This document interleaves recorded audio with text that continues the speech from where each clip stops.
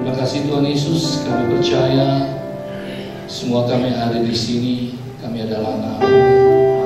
Kebenaran itu memerdekakan kami bahwa kami adalah anak-anak-Mu, dan kami adalah biji mata-Mu sendiri Tuhan, yang Kau kelilingi, yang Kau jagai, dan Kau awasi setiap saat. Terima kasih Tuhan Yesus, berkati kami semua, berkati firman-Mu di dalam nama Tuhan Yesus. Kami berdoa dan mengucap syukur. Bersama-sama kita katakan amin. Saudara dulu Bapak Ibu yang dikasih Tuhan. Ada satu lagu lama yang hari-hari ini, seminggu terakhir ini memberkati saya waktu saya mempersiapkan untuk berbicara tentang firman Tuhan ini. Kita nyanyi lagi lagu lama. Kasih setiamu yang ku rasakan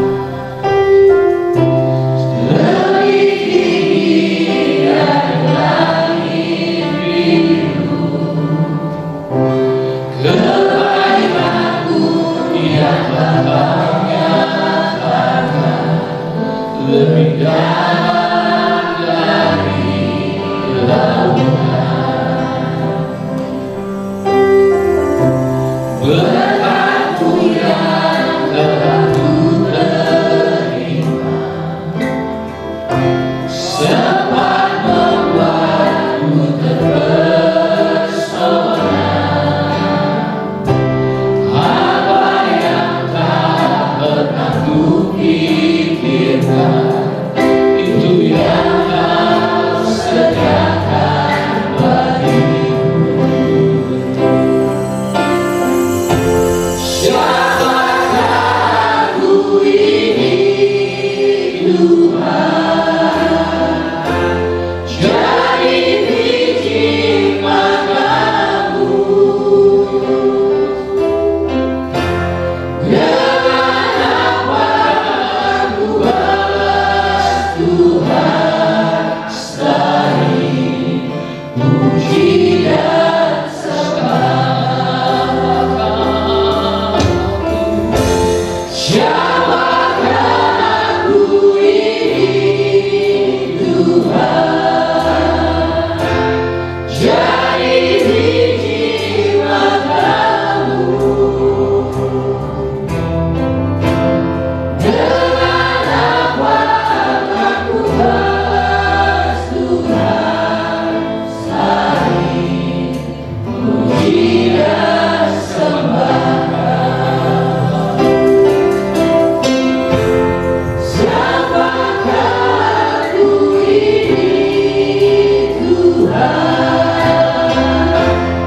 jadi biji mata-Mu. Dengan apa aku balas Tuhan selain puji dan sembah.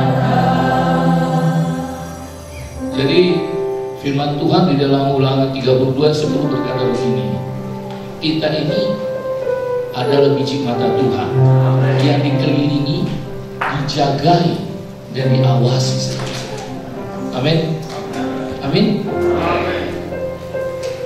Sehingga seperti lagu tadi dikatakan, apa yang tidak pernah kita lihat, apa yang tidak pernah kita pikirkan, dan yang timbul dalam hati kita, itu yang Tuhan sediakan.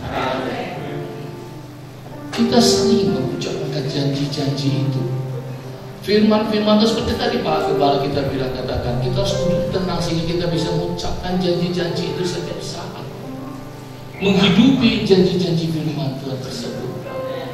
Karena setiap firman Tuhan, janji yang dikatakan Tuhan pada kita, diberikan Tuhan bagi kita, bahwa kita akan menjadi kepala bukan ekor.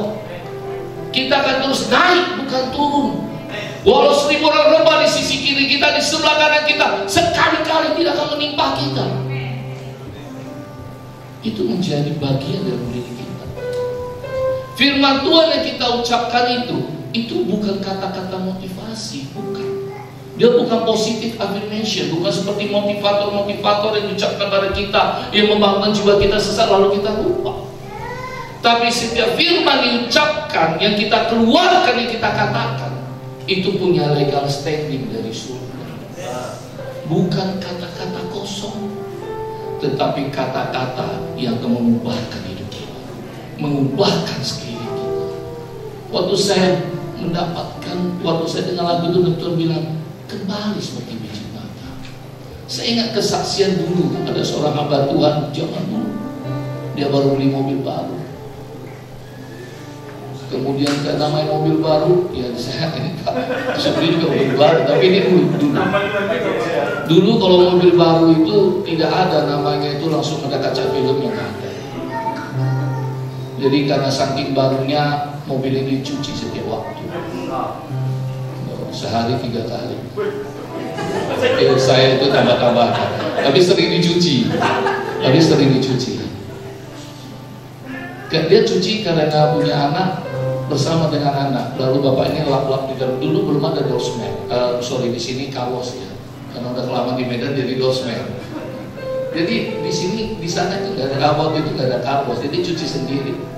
Dia lagi lap-lap di dalam mobil, tiba-tiba anaknya siram kaca itu, bersihkan kaca. Dia bilang, apa yang pertama dia jaga? Biji matanya. Dia harus jaga matanya. Tahu nggak artinya kalau kita jadi biji mata Tuhan? Tuhan jaga kita dengan hati-hati sekali, dengan cermat sekali dia menjaga kita. Dia nggak menjaga kita seperti udah nanti bocapin dari jauh. Dia cermat sekali menjaga kita. Setiap detail dalam hidup kita dia perhatikan. Apa yang kurang dia akan coba tambahkan. Amin.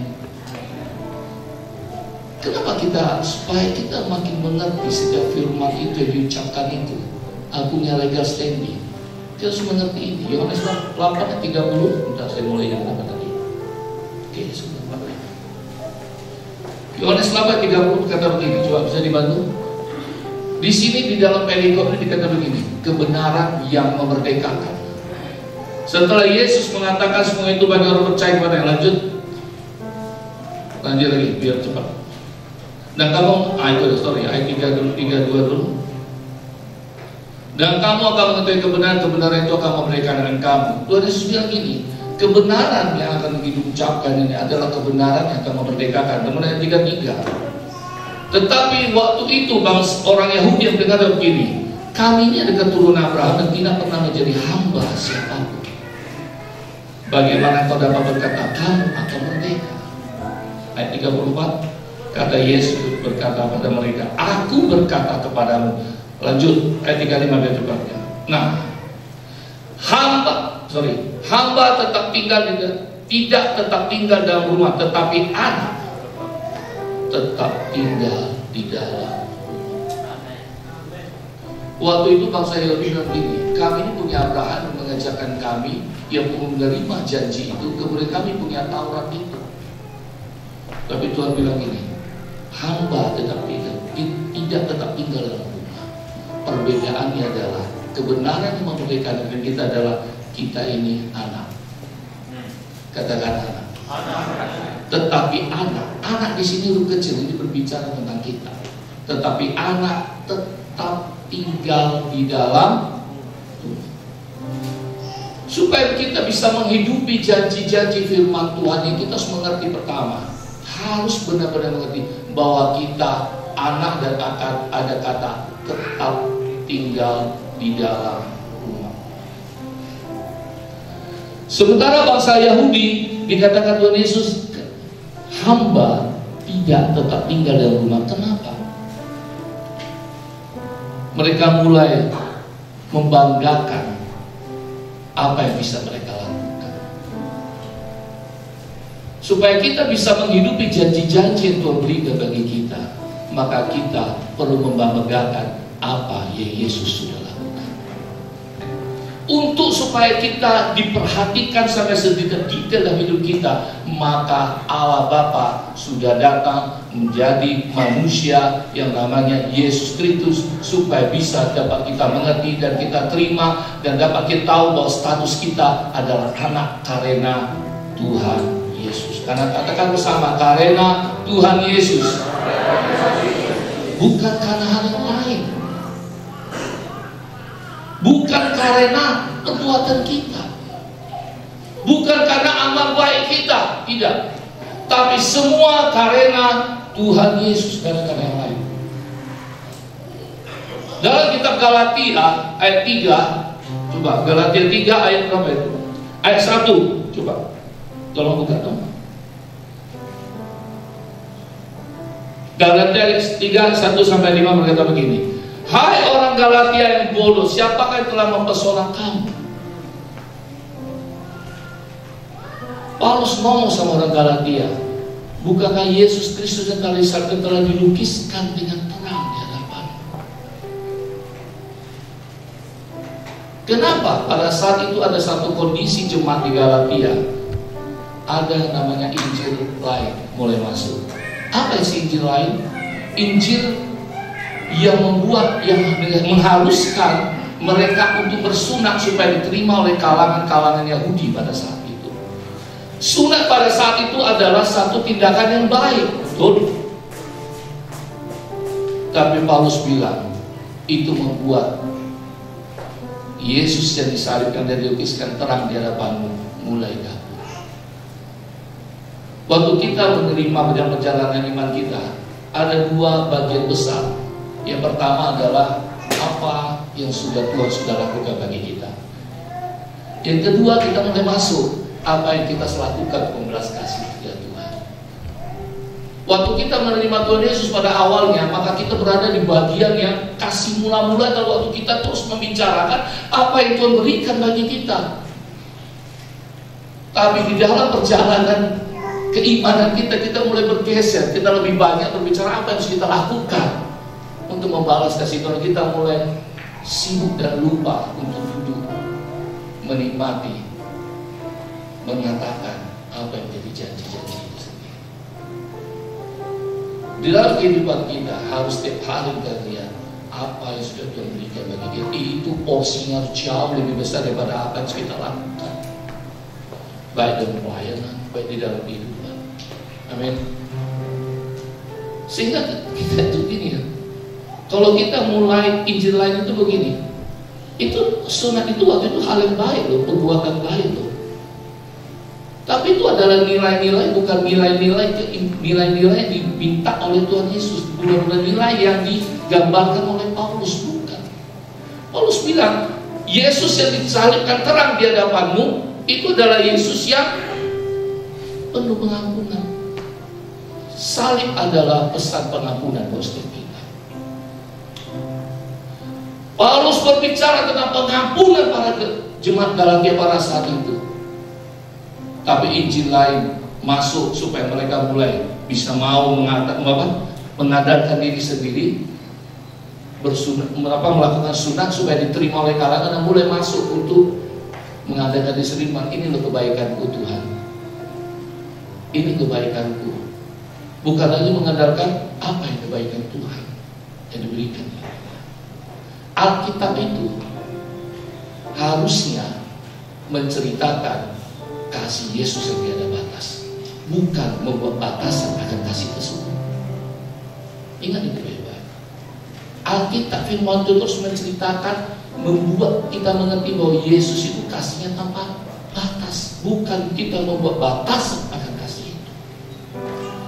Tuhan Yesus mengatakan Dia sudah memberikan itu tanpa syarat bagi kita. Supaya apa? Supaya tidak ada yang bisa kita andalkan di hadapannya selain kasihnya tidak syarat itu. Kalau kita mengandalkan yang lain, nilai-nilai duniawi kita masukkan, sunat itu adalah perbuatan baik, itu nilai-nilai duniawi, nilai-nilai masyarakat. Waktu kita mulai menyesuaikan ke sana, maka nanti akan berubah pola pikir kita. Nilai-nilai yang buruk juga akan kita bawa masuk ke dalam gereja. Harusnya nggak boleh begini. Kita lupa pesannya sebenarnya bahwa Yesus penuh dengan pengampunan. Yesus kasihnya tiada batas. Dan kasih yang tiada batas itu tidak ada syarat apapun di dalamnya. Sama-sama katakan tidak ada syarat. Tidak ada syarat apapun di dalamnya. Bukan karena melakukan A, B, C, D, enggak. Daud, ada namanya Daud, Raja Daud. Dia itu seorang yang dikasih Tuhan, dipilih dikasih Tuhan. Bahkan dikatakan gini, kemanapun Saul menyuruh Saul berperang, maka dia memperoleh kemenangan karena Tuhan menyertainya. Kata menyertai di sini dipakai kata pronesis, yaitu hikmat yang diberikan Tuhan. Tetapi Daud juga, kalau diberitakan, adalah skandal terbesar yang ada di dalam Alkitab. Saya nggak mau bahas itu hal-hal kesalahan itu, karena buat saya itu nggak penting, karena kita membahas kasih karunia, kebaikan Tuhan yang tidak ada batas. Daud, kenapa sangat disayang Tuhan? Karena dia mengerti sayang Tuhan. Coba Mazmur lain tadi, Mazmur 25:7. Bahasa Indonesianya dulu coba. Nah, ini nanti, ini bahasa Ibrani sama bahasa Inggrisnya nanti. Bahasa Indonesia dulu. Tapi jangan suruh saya bahasa Ibrani, saya nggak bisa. Itu cuma tulisannya doang. Coba bahasa Indonesianya. Daud bilang gini sama Tuhan, dosa-dosaku pada waktu muda dan pelanggaran-pelanggaranku janganlah kau ingat, tetapi ingatlah kepadaku sesuai dengan kasih setiamu oleh karena kebaikanmu ya Tuhan. Ini terjemahannya masih malu-malu. Versi aslinya cuma yang tadi, yang gambar tadi. According to thy mercy remember me for thy goodness. Tuhan bilang, Daud bilang gini sama Tuhan, dosa-dosaku jangan kau ingat deh. Ingat aja dengan kasih setiamu Tuhan untuk kebaikanmu. Terjemahan bahasa Indonesia oleh karena kebaikan, seakan-akan dia ngomong. Tidak, dia berpikir karena untuk kebaikanmu. Dia sadari posisi dia waktu itu, bahwa dia adalah orang yang sayang Tuhan. Dia ngomong sama Tuhan, jangan ingat dosa-dosaku, ingat kasih setiamu untuk kebaikanmu. Bingung gak? Dalam gak? Intim gak dia ngomong dengan Tuhan? Untuk kebaikanmu lah Tuhan. Saya waktu diskusi dengan Pak Jo, waktu Pak ini saya belum dapat gimana nyampaikan. Kata Pak Jo gini, kalau Bapak punya anak Bapak sakit, Bapak bawa berobat untuk kebaikan siapa? Ternyata kalau kita orang tua, kalau anak kita sakit, kita bawa berobat itu untuk siapa? Untuk kebaikan kita, supaya kita jangan khawatir, supaya hati kita tetap bersukacita. Jadi kalau kita bilang sama Tuhan, Tuhan aku memang tadi bikin salah, tapi janganlah ingat untuk kebaikan itu, supaya hati Tuhan bersukacita. Amin. Supaya kita, status kita sebagai anak, sebagai biji mata Tuhan itu tidak berubah sedikit pun. Seringkali kita waktu di gereja, kenapa kita gampang mengaminkan dan iman kita bangkit? Karena kita isi pikiran kita dan hati kita dengan puji-pujian, dengan firman. Tapi waktu kita keluar Senin sampai Sabtu, kita berhadapan dengan dunia luar. Apa yang kita lihat itu mulai masuk, apa yang kita ketakutan itu mulai masuk. Daud itu penulis Mazmur 23, dia bilang Tuhan adalah gembalaku, takkan kekurangan aku. Ia membaringkan aku di padang rumput hijau, Ia membimbing aku ke air yang tenang, Ia menyegarkan jiwaku, Ia menuntun aku di jalan yang benar oleh karena namanya. Sekalipun aku melewati lembah kekelaman, aku tidak takut bahaya, sebab Engkau besertaku, gadamu dan tongkatmu itu yang menghibur aku.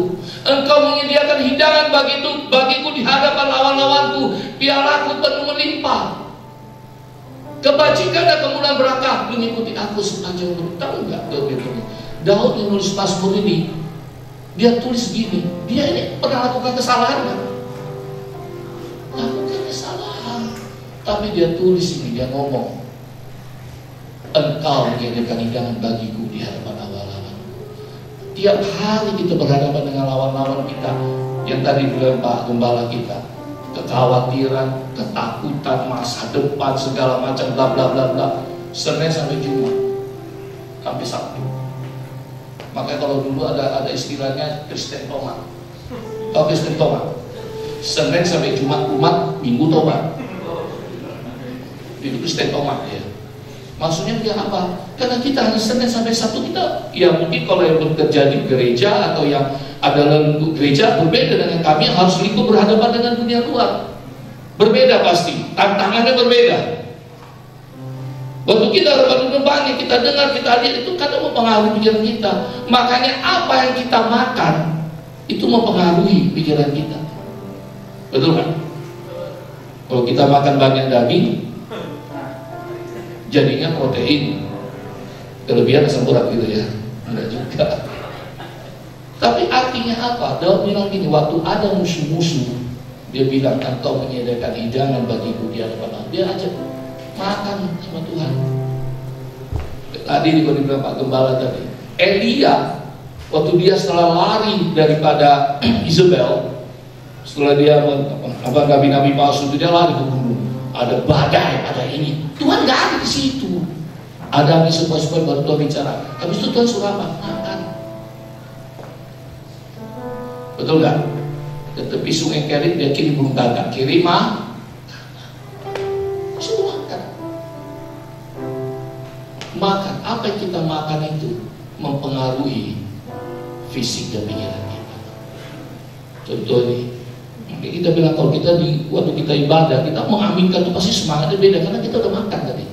Kita makan puji-pujian, kita makan hal-hal yang wah baik dari tadi. Amin. Daud tahu walaupun dia berbuat salah, perkenanan Tuhan itu selalu ada bagi dia. Makanya Daud sering ulang di dalam Mazmur 17 ayat 8, dia ulang, peliharalah aku seperti biji matamu. Dia minta 17 ayat 5 atau 17 ayat berapa, dia bilang, dia ulangi, dia bilang, peliharalah aku seperti biji matamu sendiri. Dia ulang kata-kata itu. Lakukan kesalahan kan? Ya.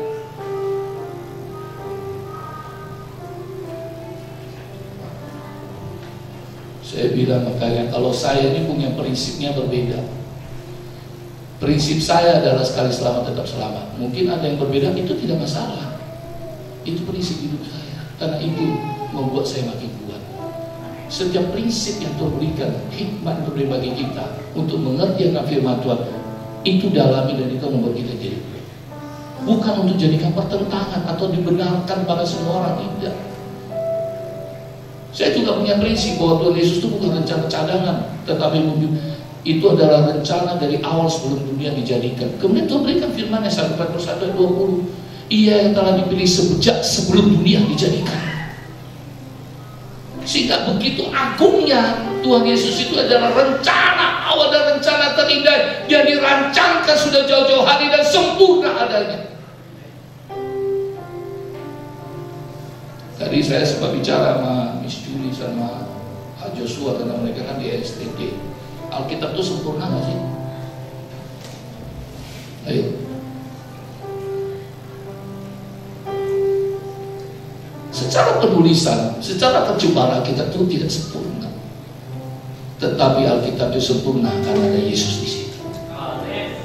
Amin. Karena menceritakan tentang Yesus makanya dia menjadi sempurna. Saya janji sama mereka, saya ada baca buku sejarah tentang Alkitab itu ada. Sampai ada seperti sekarang, bahkan sekarang di dalam HP itu ada. Bagaimana awal-awal, bagaimana terjemahan itu berulang kali. Seperti tadi ini simpel. Lembaga Alkitab terjemahan dari 2023 ke atas sudah memakai terjemahan yang benar untuk kebaikan. Yang di bawah masih oleh karena kebaikan. Jadi artinya apa? Selama ada Yesus di situ, Yesus yang penuh pengampunan, maka hidupmu sempurna. Setiap kali kau membicarakan tentang Yesus, maka kau berbicara tentang kesempurnaan itu dalam hidupmu. Setiap kekurangan akan hilang waktu kau membicarakan tentang Yesus. Karena setiap orang yang membicarakan tentang Yesus itu seperti aliran-aliran air hidup itu terus berjalan, tidak berkurang. Amin. Wow, seperti tadi Daud, dia juga jatuh, iya. Tapi dia ngerti bahwa Tuhan sudah berkenan sama dia. Maka ada lagunya dari Pak. Bersamamu Bapa,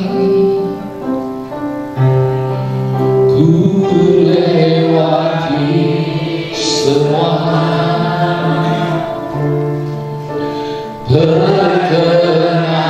perkenananmu yang teguhkan hatiku. Engkau yang bertindak memberi pertolongan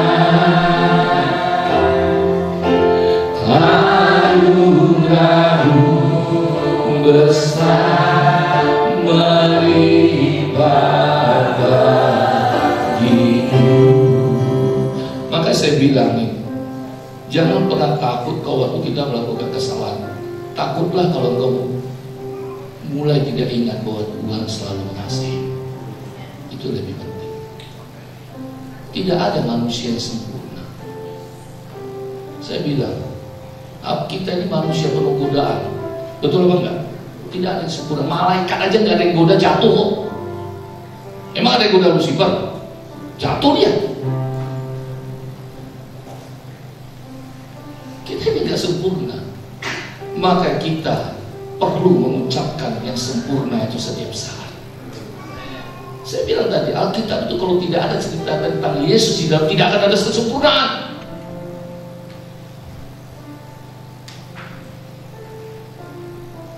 Saya berani ngomong gitu. Dan saya selalu banggakan ini bagi saya. Saya sudah membaca Alkitab sampai hari ini ke 59 kali tahun ini. Dan itu satu-satunya buku favorit saya. Kenapa saya suka baca? Karena selalu ada Yesus di situ, kita tahu. Makin saya baca, makin Tuhan itu luar biasa. Kenapa kita sebut Dia Tuhan? Kita panggil Dia Tuhan. Kenapa? Bukan untuk menuntut, bukan untuk supaya kita dipisahkan ini, enggak. Jadi yang jahat, enggak. Coba Yeskel 20:4. Betul sama-sama ya.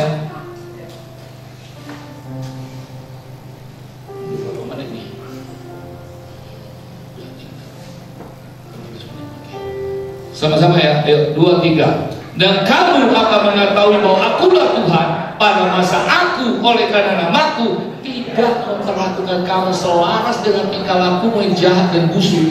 Hai kamu, kita sebut Dia Tuhan. Tuhan bilang, lu panggil gua Tuhan, itu artinya gua gak membalas perbuatanmu selaras dengan kelakuan.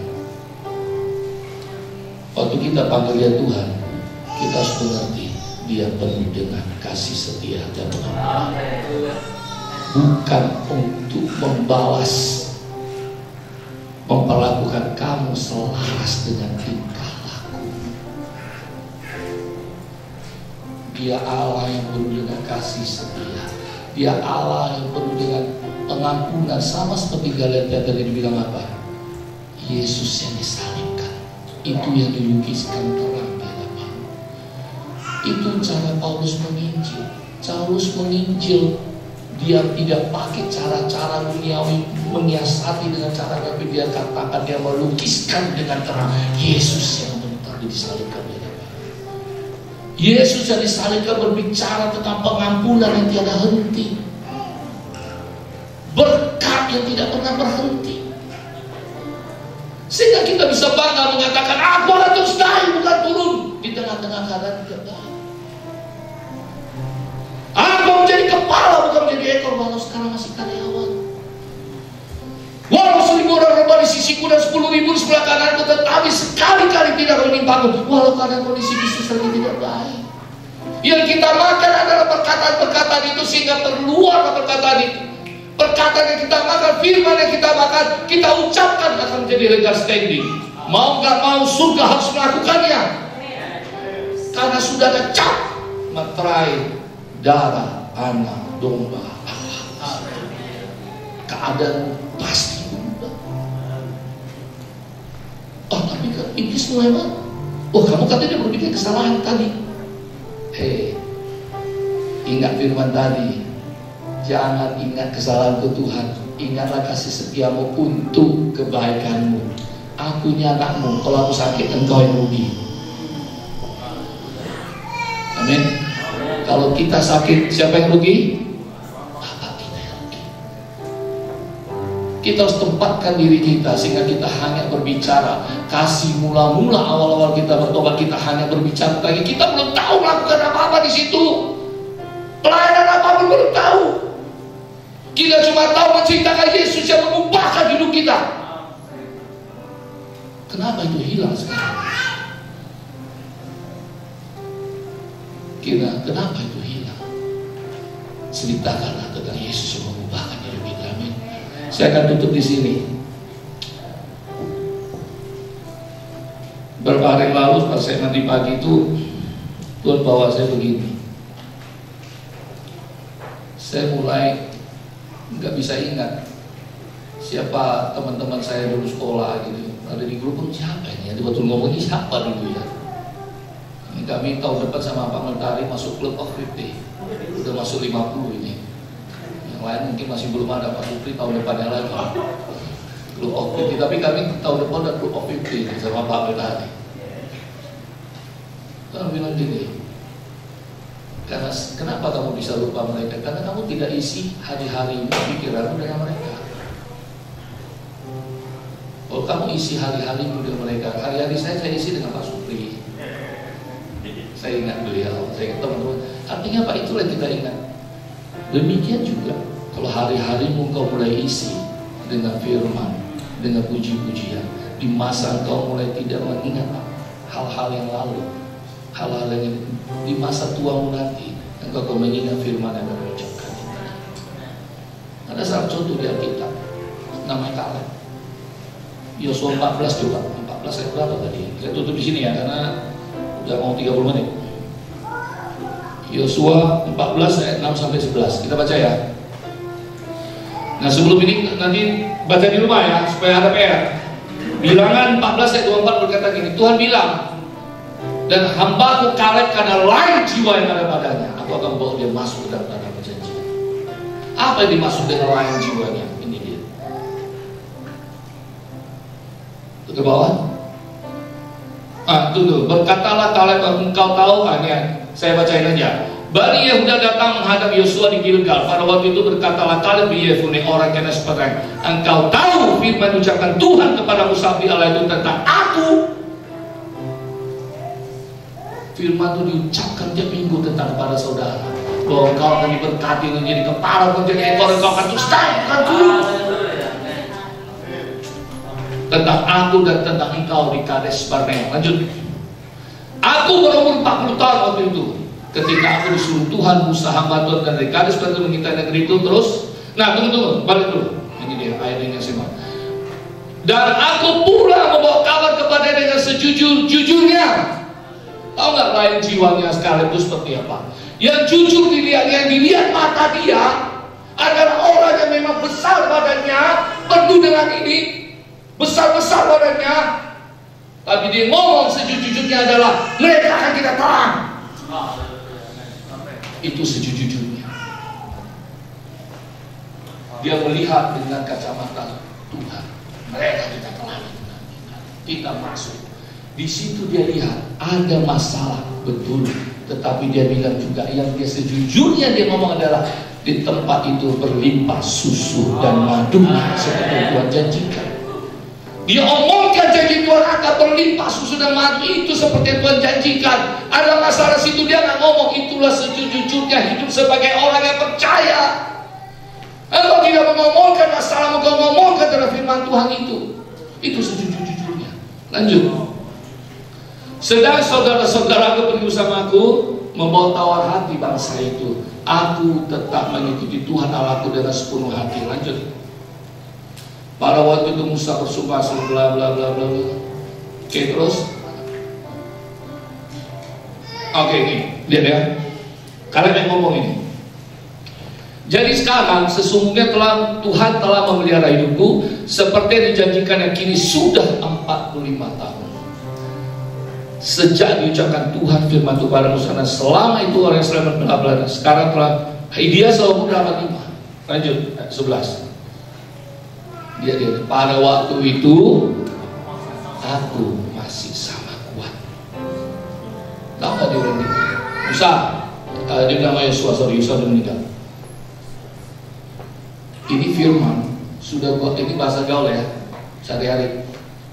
Ini gua udah hidupin. Dia kan teman sama Yosua, bro. Ini firman udah gua hidupin 45 tahun. Janji ini sudah gua ngomongkan tiap hari 45 tahun. Dan karena janji ini kuucapkan, maka kekuatanku masih sama seperti 40 tahun 5 tahun lalu. Tidak ada berubah sedikit pun. Secara fisik, pikiranku, hatiku tidak ada berubah.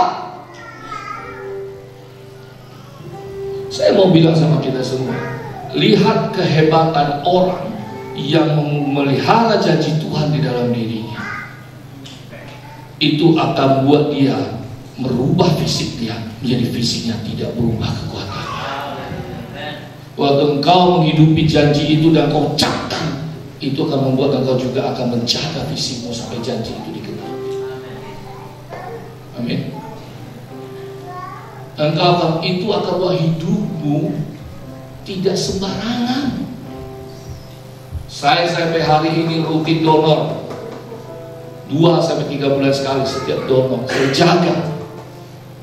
Kenapa? Ada janji Tuhan dalam hidup sampai janji itu digenapi. Setiap kita pasti diberikan janji Tuhan untuk digenapi. Amin. Ada yang punya ingin ke bangsa-bangsa. Hidupi janji itu. Jangan kendor, tapi biarkan janji itu yang kau hidupi itu membuat engkau memelihara fisikmu dengan sempurna. Di usia saya ini kalau push up 100 kali saya lakukan. Saya nggak bohong. Saya nggak banggakan supaya kita semua tertular. Saya masih squat 110 kilo. Saya masih deadlift 100 kilo. Saya masih latihan chest itu sampai 100 kilo. Kalau Pak Marwan tahu apa itu chest. Untuk shoulder saya masih angkat 70 kilo. Untuk latihan shoulder. Saya jaga fisik itu supaya apa? Karena saya tahu ada janji itu yang mengucapkan. Setiap kita juga harus jaga fisik itu. Jangan hidup dengan sembarangan. Kalau engkau menghidupi janji-janji firman Tuhan kau ucapkan, kau kata engkau juga perlu menjaga dirimu. Biar janji itu mengubahkan engkau. Amin. Jangan takut, sekali lagi jangan takut berbuat salah. Waktu engkau mulai takut berbuat salah, maka akan mulai mengandalkan dirimu untuk tidak berbuat salah. Engkau lupa mengandalkan kasihnya tidak ada syarat itu. Kasihnya tidak ada syarat. Sekali lagi tidak ada syarat apapun. Jangan pernah tambahkan syarat di situ, walaupun itu adalah perbuatan baik. Itu mengabulkan Injil atau kasih karunia itu. Arti kasih karunia itu tidak ada sedikit pun peran kita di situ. Sekali lagi tidak ada peran kita di situ. Amin. Kita mulai hidupin firman Tuhan itu, mulai isi hari-hari kita dengan puji-pujian penyembahan. Kita puji-puji penyembahan.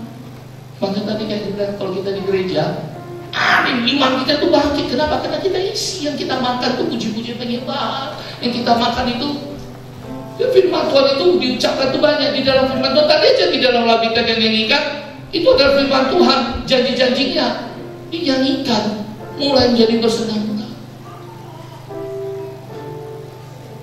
Amin. Nyanyikan, jangan lagu dangdut yang kita nyanyikan atau koplo, jangan.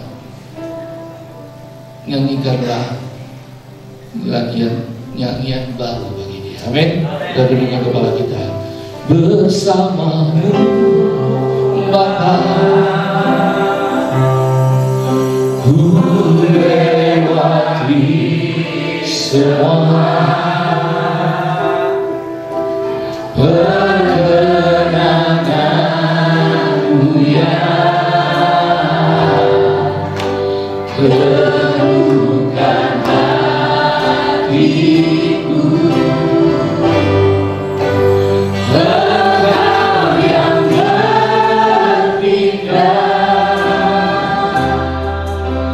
memberi pertolongan,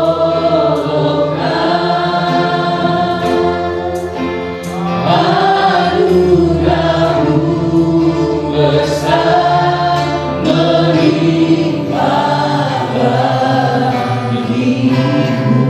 Waktu Tuhan bilang, aku akan menyertai engkau senantiasa kepada akhir sampai akhir zaman, itu bukan berbicara tentang penyertaan yang kalau diperlukan saja, tetapi ini berbicara setiap detik dalam hidup kita. Amin.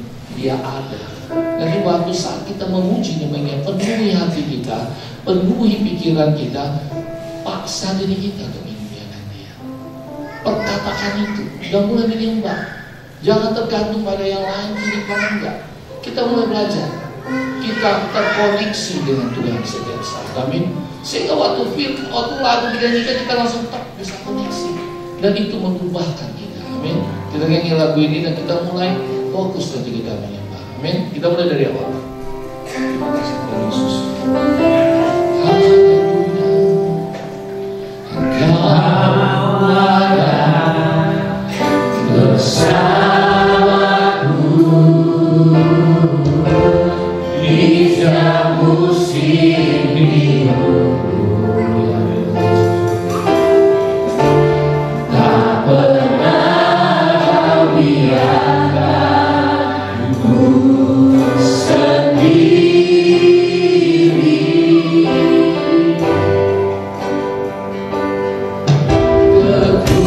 Kekuatan di jiwaku adalah bersamamu. Tak pernah ku ragukan kasih-Mu.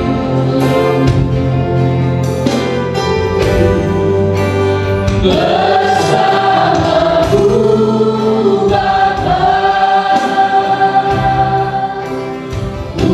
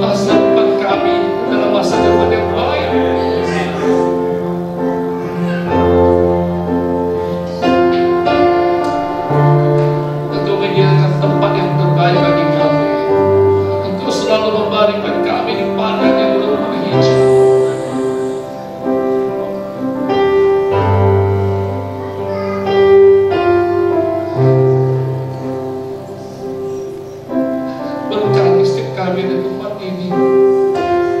Bimbing kami ke ayat yang tenang. Biar jiwa kami selalu segar, ingatan kami selalu segar akan janji-janji-Mu.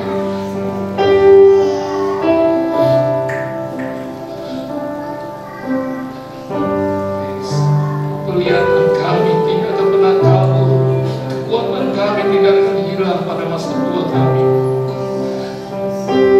Biarkan kami akan semakin hari semakin kuat menghadap Tuhan di Sion. Fisik kami sempurna Allah.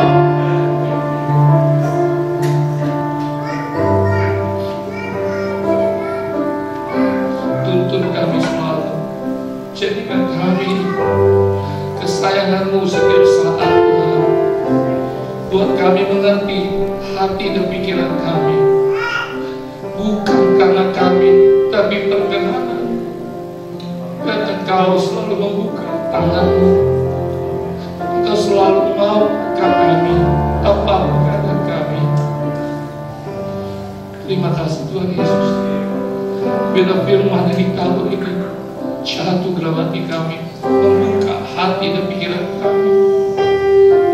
Kami mulai hidupi janji-janji ini. Dan kami tidak akan kendor atau berjanji atau kami kasih ibu Jumat untuk gereja